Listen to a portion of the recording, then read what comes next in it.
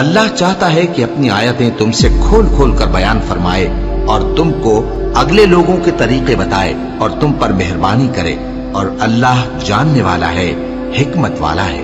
اور اللہ تو چاہتا ہے کہ تم پر مہربانی کرے، اور جو لوگ اپنی خواہشوں کے پیچھے چلتے ہیں وہ چاہتے ہیں کہ تم سیدھے رستے سے بھٹک کر دور جا پڑو۔ اللہ چاہتا ہے کہ تم پر سے بوجھ ہلکا کرے، اور انسان طبعاً کمزور پیدا ہوا ہے۔ مومنو، ایک دوسرے کا مال ناحق نہ کھاؤ۔ ہاں، اگر آپس کی رضامندی سے تجارت کا لین دین ہو اور اس سے مالی فائدہ حاصل ہو جائے تو وہ جائز ہے، اور اپنے آپ کو ہلاک نہ کرو، کچھ شک نہیں کہ اللہ تم پر مہربان ہے۔ اور جو زیادتی کرتے ہوئے اور ظلم سے ایسا کرے گا تو ہم اس کو عنقریب جہنم میں داخل کریں گے، اور یہ اللہ کو آسان ہے۔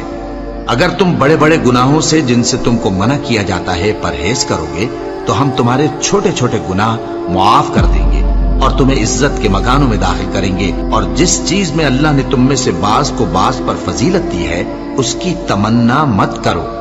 مردوں کو ان کاموں کا ثواب ہے جو انہوں نے کیے، اور عورتوں کو ان کاموں کا ثواب ہے جو انہوں نے کیے، اور اللہ سے اس کا فضل و کرم مانگتے رہو، کچھ شک نہیں کہ اللہ ہر چیز سے واقف ہے۔